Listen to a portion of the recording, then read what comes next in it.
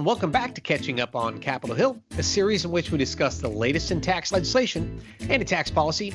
I'm your host, John Gimigliano. It's good to be back with you.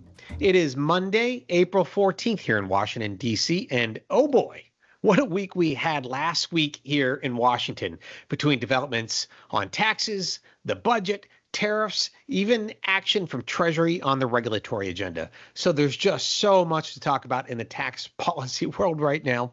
But this week, we're going to do something a little different than we've done in the past with this episode. Just last week, Dan, and I recorded an hour-long webcast, and we thought we would repurpose that webcast for the podcast listening audience. So I hope you enjoy what follows. It's 60 minutes of tax policy goodness. We cover important topics in this episode, including some that are probably remedial to many of you regular listeners, like what is the tax cliff of 2025? What is the budget and budget reconciliation? And what the House and the Senate budgets tell us about the shape of their coming tax bills. But even there, our understanding of that process has deepened as things have gone along. But we also break new ground, like what taxes could actually be in play in a bill this year. And maybe most importantly for many of you, what is the timeline for all of this to happen? So I hope you enjoy this mega edition of Catching Up on Capitol Hill as we do our best to bring you the very latest as Congress tries to avoid going over the tax cliff. Greetings from Washington, and thank you for joining today's KPMG Tax Watch webcast. My name is John Gimigliano. I'm principal and co-lead of the Federal Legislative and Regulatory Services Group here in KPMG's Washington National Tax Office. Well, we've had quite a week here in the nation's capital, and I suppose probably wherever you are as well. So much is happening, and at such a rapid pace. I know it's hard to keep up with it all, but today we will try our best to get you current on the state of affairs in the congressional effort to develop and enact tax legislation at some point in 2025. Now, that process is still in its very early stages, so beware. That means we don't really have specific legislative proposals that we can break down or summarize for you, not yet. What we do have, though, is the process that Congress must follow. Now, look, I know that might sound a little bit boring, parliamentary procedure and all that, but here's the thing. Those rules, they really matter. They're substantive and real, and they will absolutely shape what the tax bill will look like, what's in it, what's not in it, whether new policies in that bill would be temporary or permanent, and honestly, whether the bill perhaps can pass at all. So today, as we talk process, we don't talk process just for process sake, I promise. We do that to hopefully outline for you what the coming tax bill might look like. So stay with us. Tax legislation, the real thing, it's coming soon, maybe very soon. And then we can talk tax technical. Until then, we're left to follow the road signs that the rules of budget reconciliation have given us. Our speakers today, joining me to provide insights are fellow Capitol Hill veterans. We've got Jen Acuna, who is my fellow co-lead of the Federal Legislative and Regulatory Group here in Washington National Tax, and Dan Winnick, my friend and a principal in the International Tax Group, also here in Washington National Tax. Between the three of us, we have a history working for the tax writing committees in the House and in the Senate, Republican and Democratic staff, Capitol Hill and Treasury. So I hope we've got all the angles covered for you today. Okay, let's go to the next slide and talk about our agenda. All right, we are going to start the discussion today with just a quick reorientation on what we've been calling the tax policy trifecta and what that means for what we're going to talk about today. But, just to remind you, there are other things happening off of Capitol Hill as well. They'll then move on a brief reminder of the tax cliff of 2025, what it is Congress is dealing with this year. And then to get into the budget process and the rules of reconciliation and why those matter to what this bill is going to look like. Then we'll break down the dueling budgets that both the House and the Senate have approved and what that tells us about a tax bill. And then we will talk tax proposals. Like I said, we don't have legislative text, but we certainly know some of the things that are going to be in play. We want to talk about those. And then, of course, finally, to answer, hopefully, the question that you're probably wondering, well, okay, John, if this happens, when is it going to happen? So we'll do our best to break down timing for you then. Okay, let's go to the next slide. All right, the tax policy trifecta.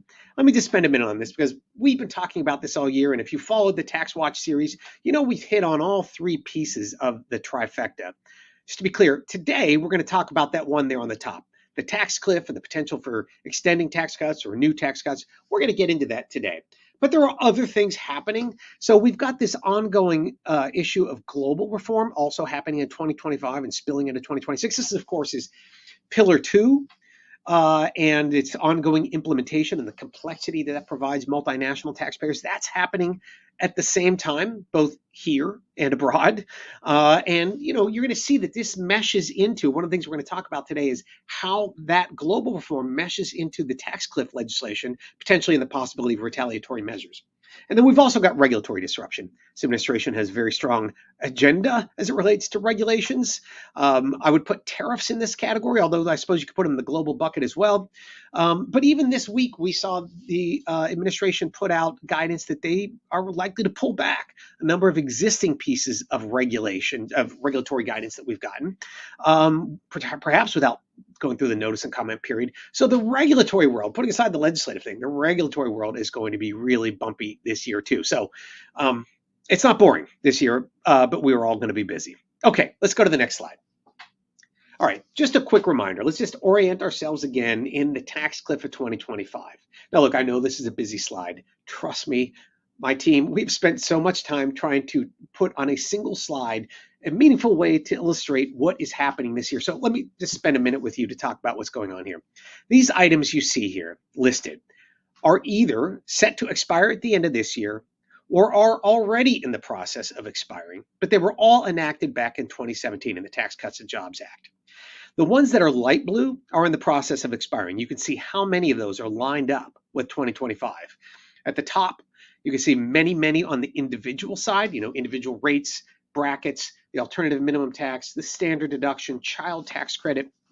As you can imagine, if you're a member of Congress, these are important things. These are things that voters care about.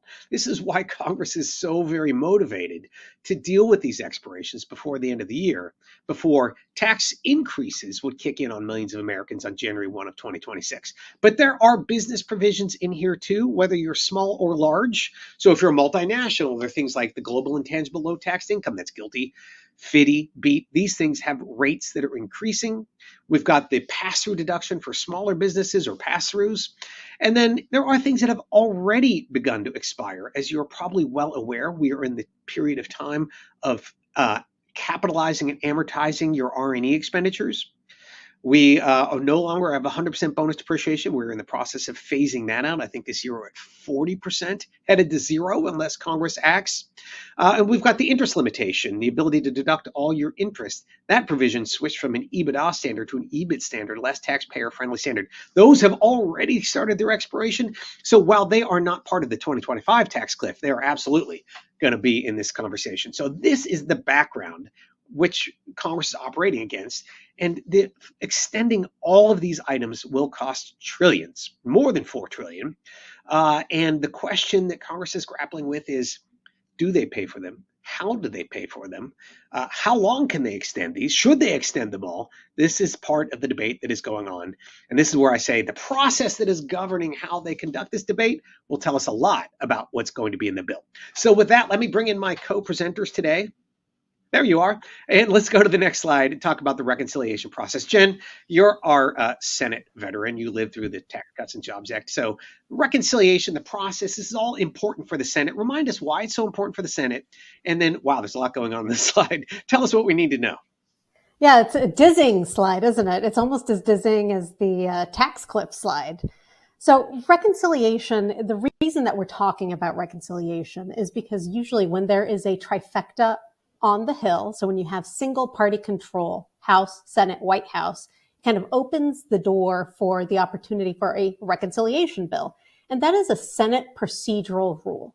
So what it does is it allows for budget reconciliation bills for them to pass with a simple majority. So you just need 50 because remember, the vice president would cast the tie-breaking vote. So with a simple majority in the Senate, you can pass a piece of legislation that is budgetary in nature. So that is why we talk about reconciliation. Otherwise, normally you would need 60 votes in the Senate to pass a bill through the regular process. And, to date, it's really hard to find, these large bipartisan bills. And also, these super majorities just haven't been happening in recent years.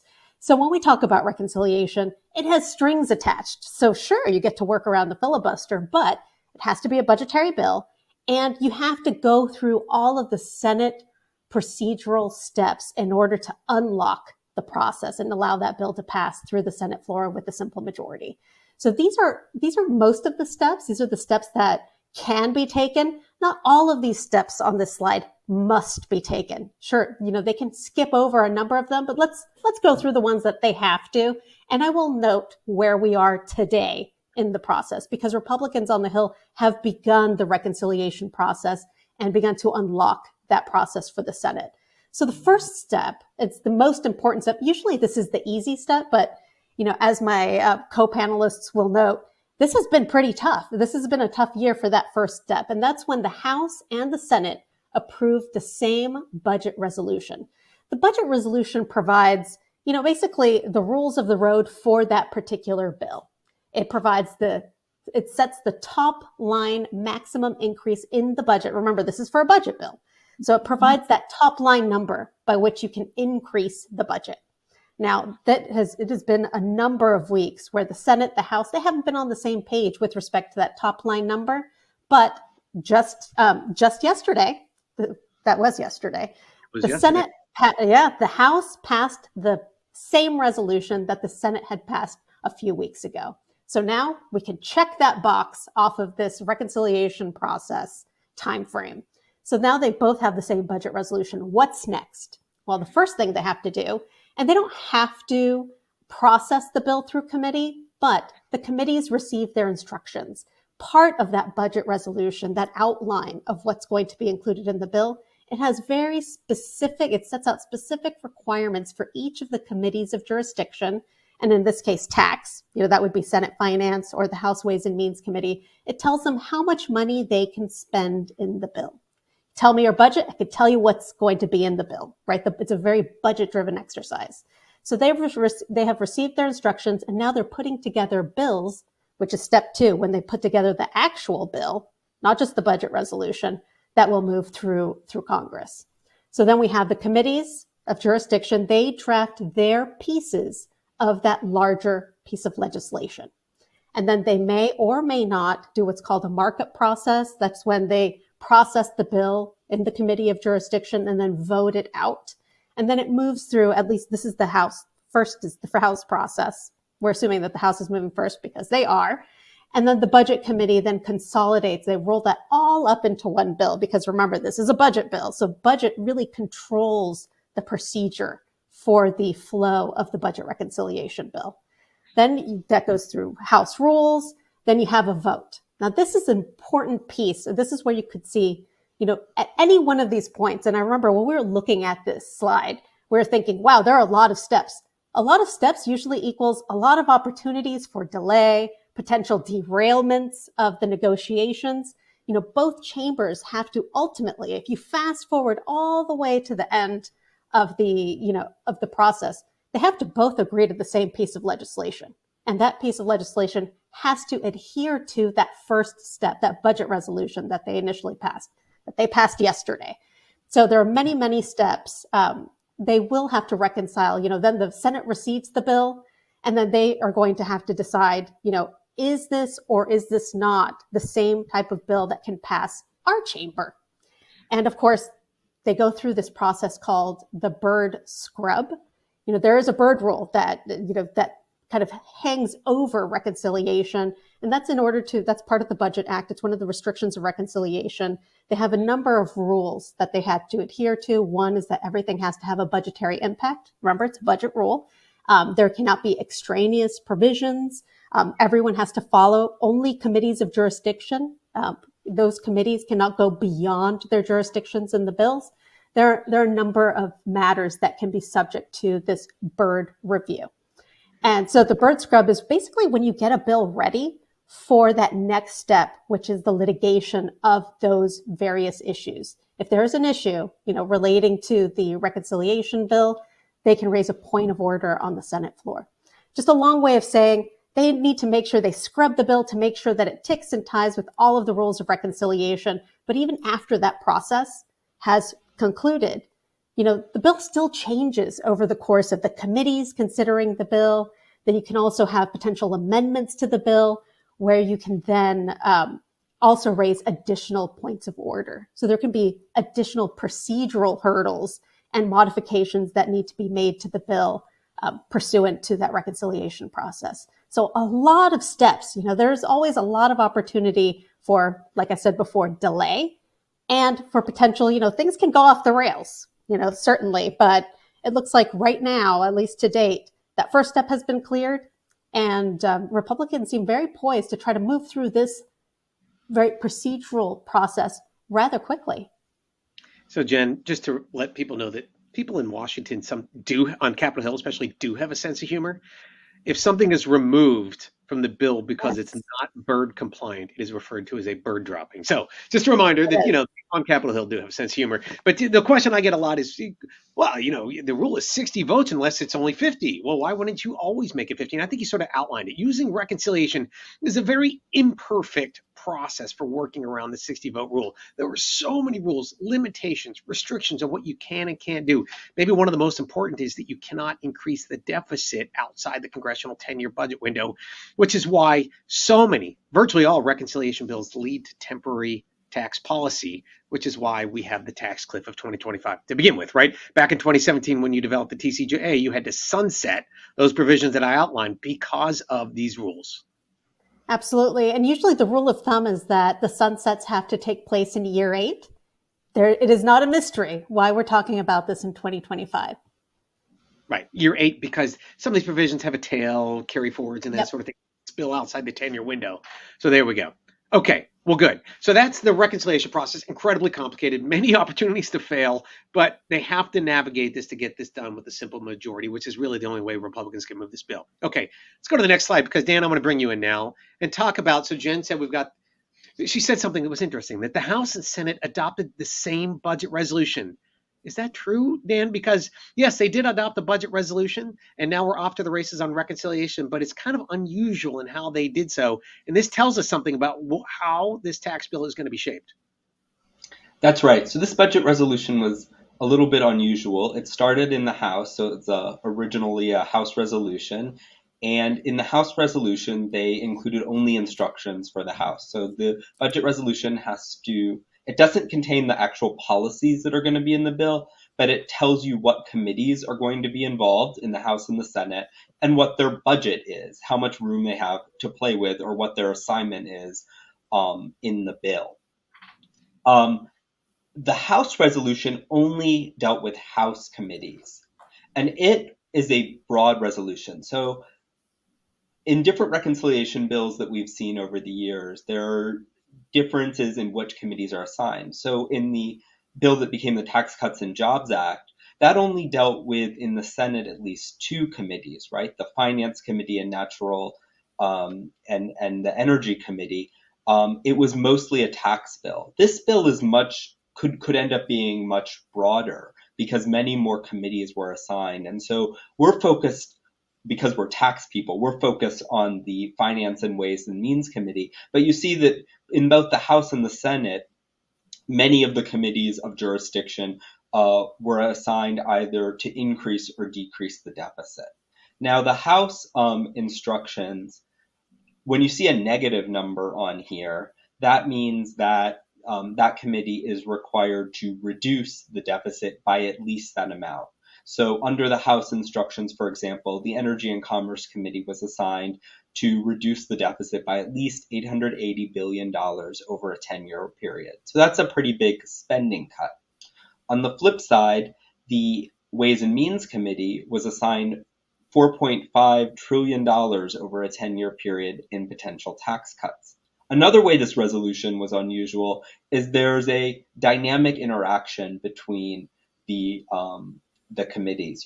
I think people who haven't been on the Hill underestimate how even when you're on the same team, sometimes there's a little bit of conflict. And one source of conflict in the House sometimes is the different committees really want to control their lane. And so often, it's a very delicate negotiation, what committee gets what. And committee chairmen often want to protect that they're going to get their piece and lock that down. This the House resolution contemplates that if the committee is assigned to reduce the deficit, can't reduce it by at least $2 trillion over 10 years, that the tax cuts that Ways and Means would get to do will reduce, so that the sort of overall fiscal impact of the bill stays the same. So there's this kind of back and forth dynamic. And so perhaps when the committees go to mark it up, meaning have their meetings to do their first draft on their pieces of the bill, each committee considers the pieces separately. If you get to go first, you can sort of say, well, I did my part, and then that kind of pressures other committees to do their part. And so there's this interesting dynamic about timing that goes on in the House bill.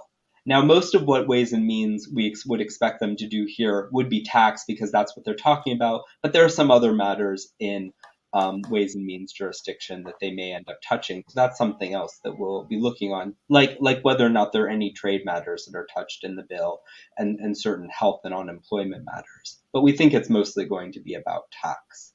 So then we flip over to the Senate side. Now, when the Senate got this bill from the House, they said, that's great, House. We'll leave your resolution instructions intact. We're going to let you do your thing. But then they wrote their own budgetary instructions that don't line up so clearly with the House instructions. So there are differences in the committees in the House and the Senate. They have slightly different assignments about their subject matter. But even taking those differences into account, you can't look at the numbers on the left side of this chart and the right side of this chart and get to a bill that would be get to the exact same bill or the exact same policies. In the Senate instruction was also unique because the chairman of the Budget Committee at the time this resolution put out announced that he intended to use a current policy baseline. So the scoring that the Congressional Budget Office and Joint Committee have done for past reconciliation bills looks at changes in law from current law and what effect they'll have on the budget. And so the length of time that a spending or tax provision is in effect really changes the amount of the impact of that change. So if you do a provision for only 2 years, that's very different from doing it for 8 years. And of course, Jen and John mentioned that it is extraneous in the lingo of reconciliation, so not allowed to increase deficits outside of the 10-year window. And so that often led to expiring provisions, and that's what we've seen in most of the reconciliation bills, at least some expiring provisions in all the reconciliation bills that I can remember. And in this case, what they've said is, we're going to come up with a more realistic baseline, a more realistic starting point, and say that provisions that are to expire are going to be treated as if they extend, so a current policy baseline. Now, we don't know the exact contours of a current policy baseline because this current policy baseline hasn't been used for reconciliation before, and we don't know exactly how it will fit with those bird rules that Jen was talking about. So there's a lot of uncertainty about how this budget will be applied in the Senate. I think it's especially interesting to compare the finance number, which we have highlighted here, with the Ways and Means number. You see here a $1.5 trillion increase in the deficit over 10 years for the Senate Finance Committee. I think that's the same as what the instruction was in the Tax Cuts and Jobs Act. So it has some nice sort of fond memories for the Senate Republicans there. Whereas Ways and Means has a $4.5 trillion number. But if you applied current law scoring, so took into account Tax Cuts and Jobs Act extensions, and added on to that $1.5 trillion in additional deficit spending, we think, based on the estimates we've seen so far, and we're looking at different sources for this, we don't have an authoritative source, but we think that finance number actually would allow for fewer offsets or more deficit spending than that Ways and Means number. But the biggest impact of using that current policy baseline, will probably be that it would enable changes in law that would be permanent instead of expiring after 8 years. So how that sort of evolves over the course of the process will be really important. And then the last thing I should come back to about these differences, because you're probably still asking yourself that how can these both be true? Well, there's a reason why Jen was talking about bird droppings in the Senate, the bird bath and bird droppings in the Senate, but not the House. In the House, the Rules Committee can waive the points of order, so objections to the bill. And so the House can proceed on it without Democrats having, or others who are opposed to the bill, in the minority opposed to the bill, having a clear path to object just because the bill doesn't satisfy the reconciliation instructions. These are sort of just a promise they make to themselves to follow these rules, but they ultimately can waive them on the floor. And when the bill comes back to them after the Senate does their part, they also don't have to follow their original instructions. And so the instructions on the Senate side are much more binding on what the ultimate bill will look like from a legal perspective than the ones in the House, because of the difference between how the House operates and how the Senate operates. So let me, yeah, go ahead, Jen, make your point.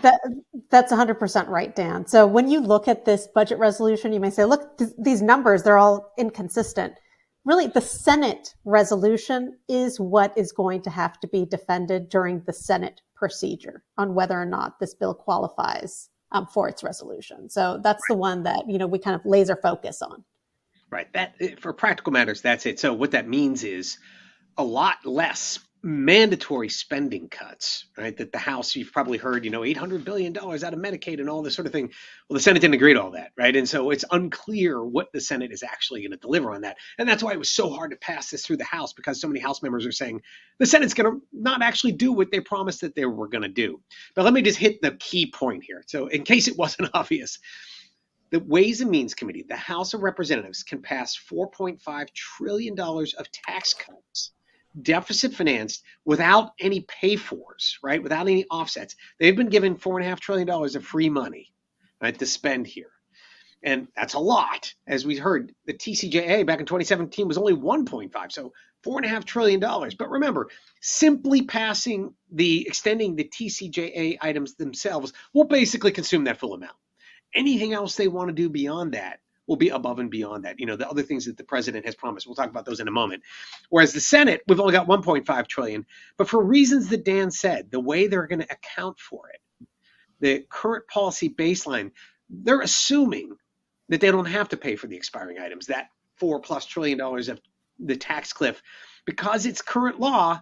Well, why should we pay for that? We're just extending current law. We're only going to pay for new. And that's why, in effect, even though the Senate number is less, it's more, if that makes any sense. So welcome to Washington accounting, everybody. I know it's confusing, but this is the reality. And it was really a big deal that the House was able to convince itself to still vote for the budget resolution with this fear that the Senate was never going to be serious about delivering the spending cuts that the House Republicans really, really want. Okay. Anybody else with anything to add on here, or we can move on? Maybe just one other thing to remember is the next step that we expect to see in the House will be each of these committees considering their part. And so that's a smaller group of members who have to agree. When we move on and combine the bills together and the House goes down to the floor to vote, that's all the House members agreeing on everything. And so it's a bigger group of members you have to get together.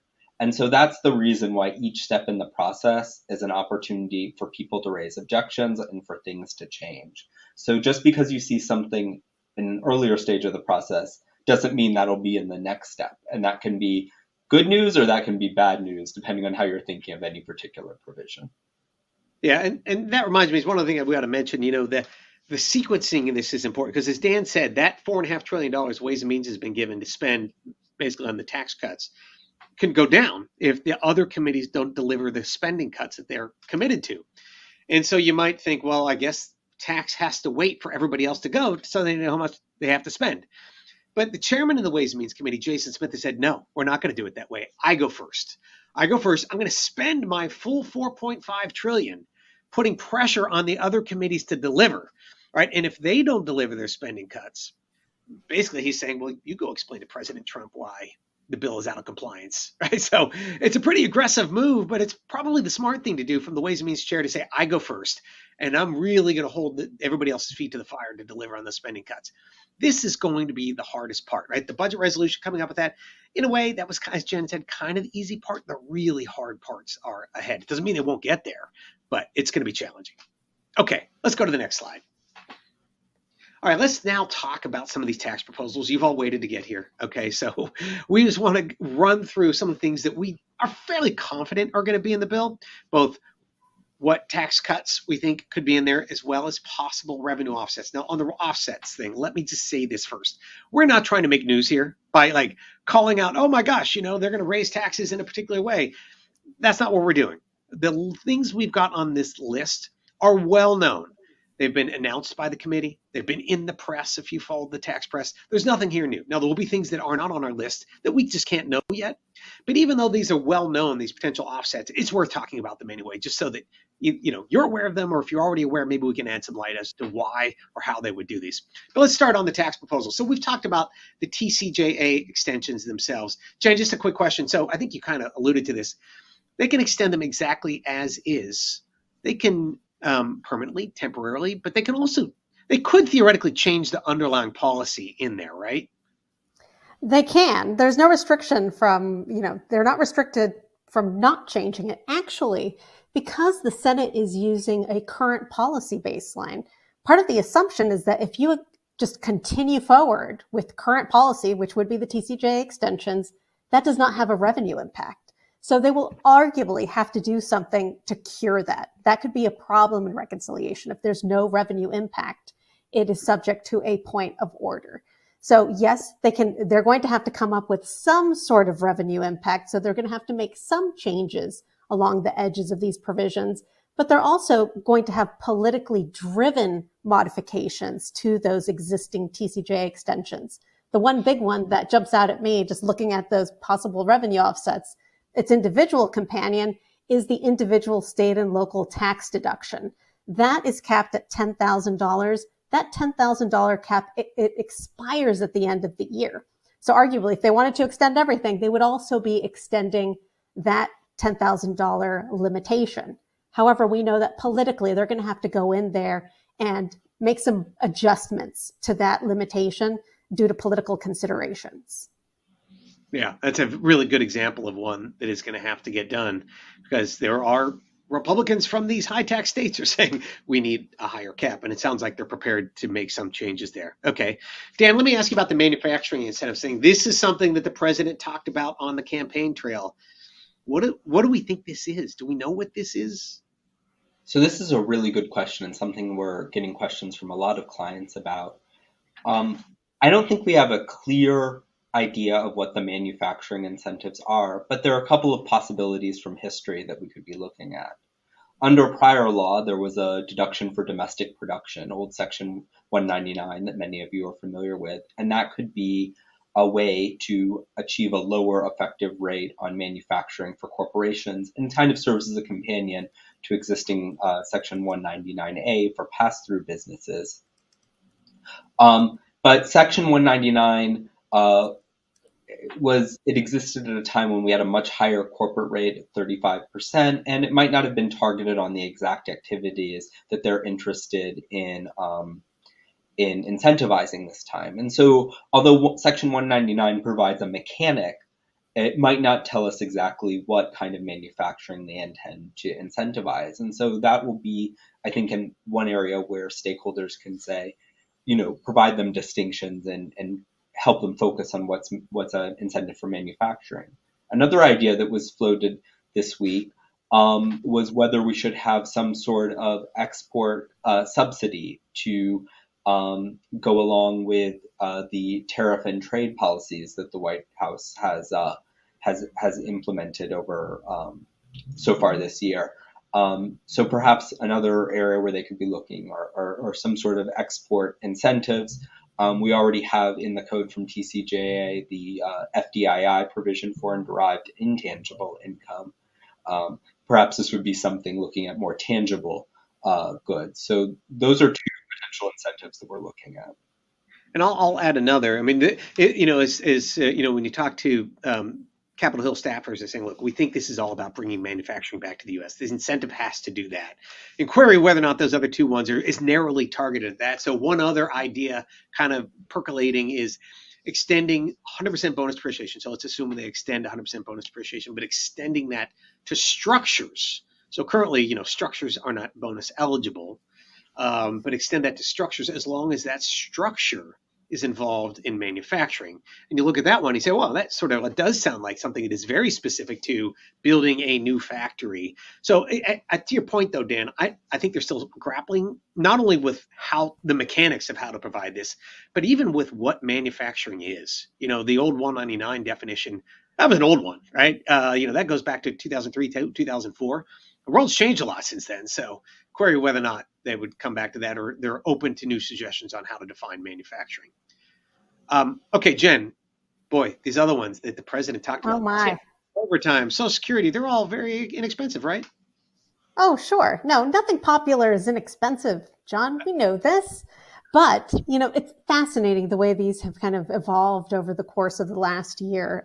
As we all know, during the campaign trail, President Trump talked about an exemption on income tax for tips, for overtime, and for Social Security. Now, we know that the tips in particular, that was something that was picked up on a bipartisan basis. As soon as, 24 hours after after President Trump was talking about that during the campaign trail, the Harris campaign also picked that up as one of its campaign proposals. So there's it's a very popular provision, a very popular proposal. So we know that Capitol Hill and congressional Republicans are certainly prioritizing the tips in particular, some sort of an exemption on tips. But it's like everything, it's really going to be budget driven, especially in these, reconciliation bills. They probably have a specific amount of money that they are allocating to spend on the provision and will modify the exemption to tailor it to that budget. Overtime, similar. It has not been as popular. We haven't been hearing as much on a limitation on overtime tax. Social Security, that's one that, kind of runs into procedural issues with the Senate reconciliation process.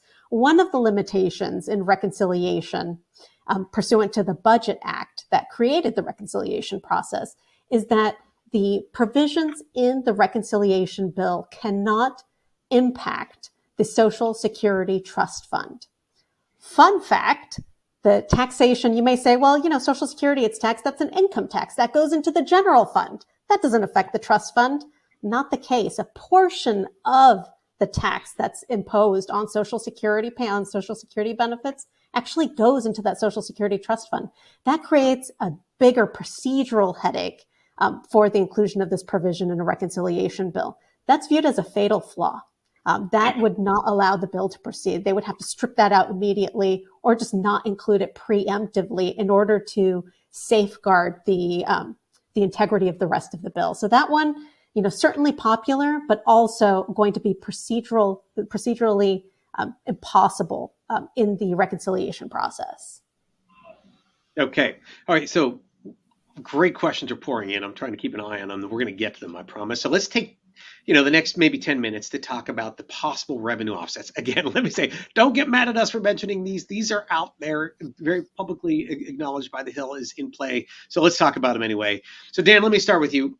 When we talk about discriminatory retaliation measures, discriminatory tax retaliation measures, what do we mean by that? So discriminatory tax retaliation measures, this we've seen both action from the White House, and we've also seen bills proposed in Congress that look at taxes imposed by foreign jurisdictions that the United States views as either discriminating against U.S. companies or taxing outside of taxing income that's not earned in that foreign country. So kind of beyond residence or permanent establishments in that country. And the ones that have been called out are for discriminatory taxes, digital services taxes, which often have a revenue threshold that ends up catching just U.S. multinationals, and Pillar 2 UTPRs, so the kind of rule in the global minimum tax that would subject potentially U.S. companies to tax because the United States does not have a domestic minimum top-up tax under Pillar 2. In response to that, there have been two proposals that have been introduced so far in the House. One is based on an existing law, but it kind of modernized it, and it would add 5% to the withholding tax and effectively connected income tax rates for each year for 4 years. And it also purports to turn off tax treaties for countries that, for these income streams for countries that impose discriminatory or extraterritorial taxes. Another proposal would modify the base erosion anti-abuse tax, the BEAT, that was put into the law in 2017 as part of TCJA, and make it apply to countries that are to companies that have a company in the group that imposes UTPR. And this expanded version of the BEAT would both apply more broadly by eliminating the base erosion percentage test, so a kind of de minimis tests about payments outside the country. And it also impacts, and another major impact of it is that it would treat half of COGS as if they were base erosion payments and not deductible under this minimum tax. And it has some other provisions as well. And so both of these provisions would be very adversely impact inbound investment into the U.S. Both have been co-sponsored by nearly all the members of the House Ways and Means Committee, so it's gotten a lot of attention there, and that's how we know that it's something that they're looking at. Yeah, it's definitely something they keep talking about, and it is very much targeted at pushing back on Pillar 2, right? You know, the Republicans have not been happy with Pillar 2, and this is part of their strategy to try and, by taxing those foreign multinationals. I guess the idea is that those multinationals will go back to their home country and say, let's leave the U.S. out of, things like the undertax profits rule and that sort of thing. So we take that one very seriously. Let me take the next one, then Jen, I'll ask you to take sea salt. So the Inflation Reduction Act, as you probably know, enacted, so many new energy credits, dozens, some of them very novel, some just extensions of current law, some new features like the ability to transfer tax credits or convert tax credits into direct payments.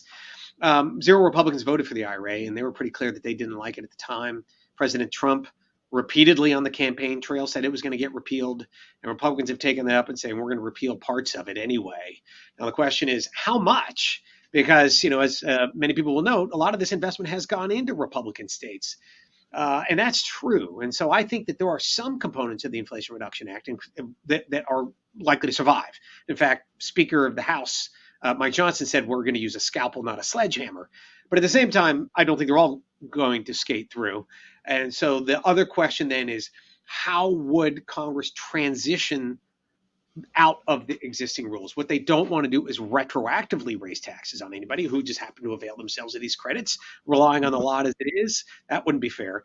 And so they're looking at ways to say, if you've made an investment, if you've got legal commitments in those investments, we'll respect that. But going forward, no more. And I think that's where we're going to end up. Exactly which credits are at greatest risk, hard to say right now. But I do think they believe they can raise a substantial amount of money by pulling back on some of those Inflation Reduction Act era energy credits. Okay, Jen, sea salt reminds everybody of the beach, but it's not quite as much fun as it. Sea salt, it is not the vacation you expect. It's a little bit of a potential nightmare for those on the call. But so sea salt is the short term that we use to describe the potential proposal to limit the state and local tax deduction, but with respect to corporations. So a very interesting proposal, very impactful. And it was kind of derived from the idea that since individuals are limited in their ability to deduct state and local taxes, why don't we apply the same limitation to corporations? That's kind of that's what we've been hearing. That was the rationale. Right now, that has been floated as a potential way to offset or pay for any taxpayer relief that is provided on the individual side. Remember, we were talking about, the political need to provide some sort of taxpayer relief or an increase in the state and local tax limitation for individuals. Usually when you have these revenue raisers that we as we like to call them, they try to match up like with like. And in this case, they're matching up, an imposition of a new state and local tax limitation on corporations. They're trying to match that up with providing taxpayer relief to individuals who are subject to the state and local tax limitation. So an interesting proposal. I mean, the one thing that I will note from a policy perspective that is much different than in the individual space is that corporate SALT is not as geographically succinct as individuals, right? We know California residents, they pay tax in California. Corporate SALT is not calculated in the same way. So it's a bit counterintuitive that it would not necessarily only hit high corporate SALT states. So that's something that, politically they're going to have to grapple with as they consider potential ways to raise money in order to pay for other portions of the bill. Yeah. It's going to be really interesting to watch because you're right. The political dynamics are so different than the individual SALT cap, where you could be from the reddest state, a corporation in the reddest state in the country, but you're paying tax in all 50 states. You're not going to be happy with this. And so whether or not this one will survive, we don't know. But they've talked about it quite a bit, and they're definitely thinking about it, how to draft this, sea salt limitation. Would it be limited just to income taxes? Could it expand to other taxes? All interesting questions. Cannot be ignored. Cannot be ignored. I would ignore at your peril because it's very much in play. All right, just a couple of other things just to mention. Of course, we've got tariff revenue. Now, these tariffs that we've seen have been enacted, or not enacted is not the right word, implemented by the executive branch, not the legislative branch. So just one point to make on tariffs. Yes, they will raise revenue. That's clearly true that they will raise revenue. Debatable how much, but they will. Can Congress take a credit for that revenue? Not technically, because the Congressional Budget Office, the official scorekeepers, they include law changes, congressional law changes, and the impact of those on their official scorecard for budget reconciliation. And so if you're asking, will the tariff revenue count? Not really, right? Because it won't show up on that scorecard. The question is, can many members of Congress, I think, rationalize the deficit amount by saying, look, I know there's a deficit number here, but there's going to be, $1 trillion of tariff revenue. I don't know what the number that is going to be, but by rationalizing, I think that's going to be the role of tariffs more than showing up on a scorecard. Let me ask you both one other question, though, because this came in a couple different ways. So let's just ask it now, and then we're going to turn to the timeline. Any of these things, the tax increases, but mostly with the tax cuts, are we talking about anything retroactive, or are they prospective only? Anybody want to take a shot at when these things would be effective? Go ahead, Dan. I can see your face. Yeah, go ahead. So we know that the president proposed that bonus depreciation be retroactive to January 20th, and so that's one provision that so 100% bonus depreciation for expenditures made after January 20th. Another sort of consideration there is that especially if this bill is enacted in the middle of the year, they wouldn't want taxpayers to wait until next year to make business decisions. And so I think that's one. Bonus depreciation is kind of an obvious example where that comes up, but we might see that with some other provisions, and might be an argument that taxpayers make either about retroactive in 2025 or some sort of mid-year effective date. Yeah, and I've been getting a lot of questions about retroactivity. That's certainly true. When Congress talks about retroactivity, you've noticed there's a theme. It's that they talk about it for taxpayer positive changes, right? You rarely hear a retroactive penalty being imposed. So, for those that are concerned about, these offsets that we've just talked about, Congress 9 times out of 10, I would say 9.9 times out of 10, they really shy away from retroactive tax increases. A lot of these would be considered on a prospective basis for taxable years, beginning after 2025. And that lines up the timing with, the cost of new provisions with the revenue that's raised from new provisions as well. Yeah. Yeah. I think that's also absolutely true. One other question before we leave this slide then. Temporary versus permanent, is the path of least resistance here? Look, they'd love to make everything permanent. They've said that. They've got the bird rule problem that we've talked about. They've got budgetary problems. They've got political votes. Is the path of least resistance here a temporary extension of all of these things, or do you think they can pull off permanence? Well, I think permanence is really going to depend on using a current policy baseline. Arguably, you can move that forward into perpetuity without a cost, right? So in that case, you would say permanent, naturally, because you're extending current policy baseline. It has not been, the parliamentarian in the Senate would be the arbiter of that question, whether or not that baseline that has been identified, has been identified by the budget resolution applies to just the 10-year budgetary window, or if that extends out, in perpetuity. If she makes that call, then they can do permanence. If not, one of those rules, remember, we can't increase the deficit outside of the 10-year window unless it's offset. That would make it much harder to create permanence if they were not able to extend that current policy baseline outside of the first 10 years. And how she'll rule? Case of first impression, right? Case of first impression has not been tried before. So, go ahead, Dan. So it's also important to remember that they'll be considering this provision by provision, and so with those TCJ extensions where there's a expiration at the end of this year and extending current policy would be taxpayer favorable. I think that's what we all have in mind as kind of the base case or central case for current policy baseline. But when we're talking about changes such as increasing the SALT cap or some of these new provisions, we could still see expiring provisions there. And so you might have a mix of temporary and permanent policy, even in kind of a complete application of the current policy baseline. I think that there's also a question of how the current policy baseline impacts how those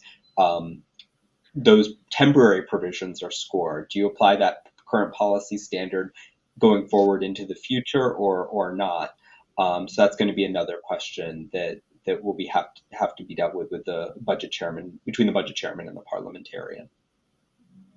All right, let's go to the next slide and let's conclude with this and then take some more questions.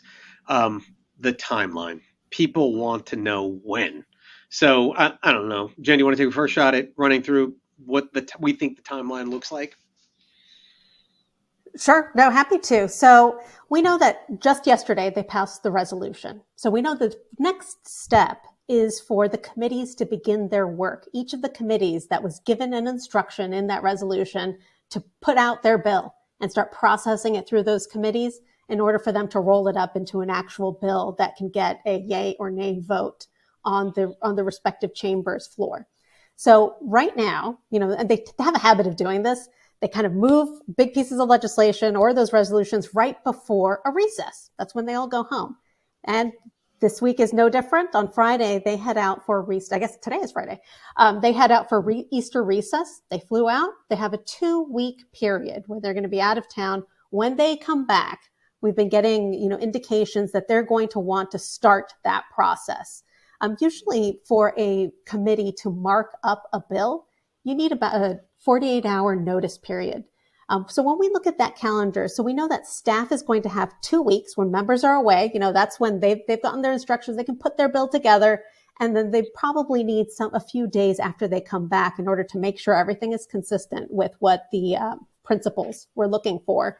And they're probably targeting the end of that first week back, which is that last week of April through the first week of May for that process to begin. So if you're all wondering, okay, when can I set my clock? When will the anxiety start?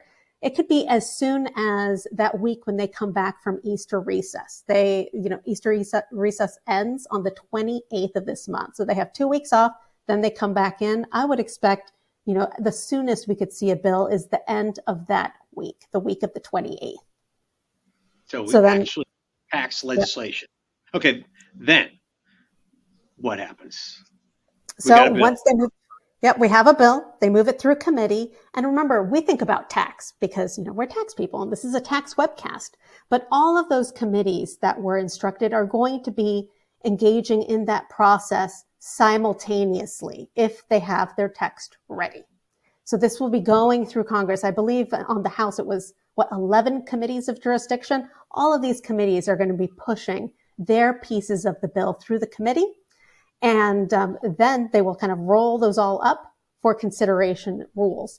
Now, how much time do they actually have, right? Between, when they come back from Easter recess, because they can do this while they're in session, right? When they have these work periods. We know that they have a pretty lengthy work period during the month of May. From the time they come back through Memorial Day is that work period where they could start that process, moving things through those House committees of jurisdiction and then moving it to the House floor. Things take a little bit longer in the Senate because remember, this is a Senate procedural rule that they need in order to pass the bill with a simple majority.